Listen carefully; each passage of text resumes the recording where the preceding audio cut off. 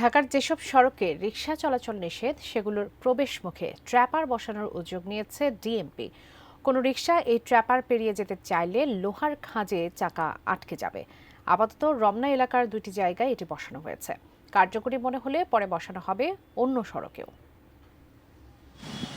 ঢাকায় ঠিক কী পরিমাণ রিকশা আছে তার সঠিক কোনো পরিসংখ্যান না থাকলেও ব্যাটারি চালিত ও পায়ে চালিত রিকশা মিলিয়ে 10 লাখের বেশি বলে ধারণা। এসব রিকশার মূল সড়কে চলাচলের নিয়ম না থাকলেও এখন ঢাকার প্রতিটি সড়কে চলাচল করছে। এতে প্রায় অন্যান্য যানবাহনের সঙ্গে ছোট বড় দুর্ঘটনা ঘটে। রাজধানীর মানুষ এখন অতিষ্ঠ প্রধান সড়কে রিকশার বেপরোয়া চলাচলে। অটো রিক্সা যে পরিমাণ হয়েছে এই পরিমাণ বন্ধ করা সম্ভব না, কারণ যেহেতু সম্ভব না ঢাকার শহর দেশে গেলে বেশি অটো রিক্সাই অনেকটা যদি বন্ধ করবার যায় তাহলে দেশের আবার অন্যটা ক্ষতি হয়ে যাইব, চুরি ছিনতাই ডাহাতি বাইরে যাইব। প্রধান সড়কগুলোতে ব্যাটারি চালিত ও পায়ের রিকশা চলাচলের প্রতিবন্ধকতা তৈরি করতে উদ্যোগ নিয়েছে ট্রাফিক পুলিশ। রমনা থানার সামনে সড়কের দুপাশে ফাঁদ বসানো হয়েছে। এতে পুরাতন এলিফ্যান্ট রোড থেকে কোনো রিকশা শহীদ ক্যাপ্টেন মনসুর আলী সরণিতে প্রবেশ করতে পারবে না। একইভাবে উল্টো পাশে পরিবাগ থেকে স্কাটন গার্ডেন হয়ে পুরাতন এলিফ্যান্ট রোড ধরে কোনো রিকশা শহীদ ক্যাপ্টেন মনসুর আলী সরণিতে যেতে পারবে না।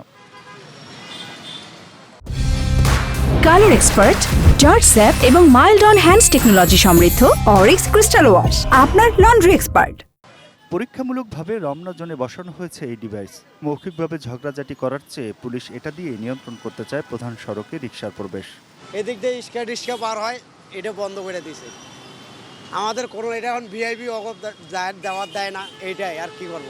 ভিআইপি রোডের জন্য করছে যাতে রিক্সা না ঢুকতে পারে, কিন্তু যেভাবে করছে যে পলিটিক্স ওদের তারপরে রিক্সাওয়ালারা ঢুকে, কারণ হেরা হলো চালাক। তবে এই ডিভাইস দিয়েও সবাইকে আটকানো সম্ভব হচ্ছে না। উনি আমাকে জোর করে নিয়ে যেতেছে, উনি বলে যাবে হলো ওই ডিবি অফিসে যাবো। এই ফাঁদ নতুন নয়, এর আগেও ঢাকার বিভিন্ন সড়কে এগুলো বসানো হয়েছিল। তবে লোহার খাঁজে ময়লা আবর্জনা জমে সেগুলো অকার্যকর হয়ে যায়। Aminul Islam, ATN news, Dhaka.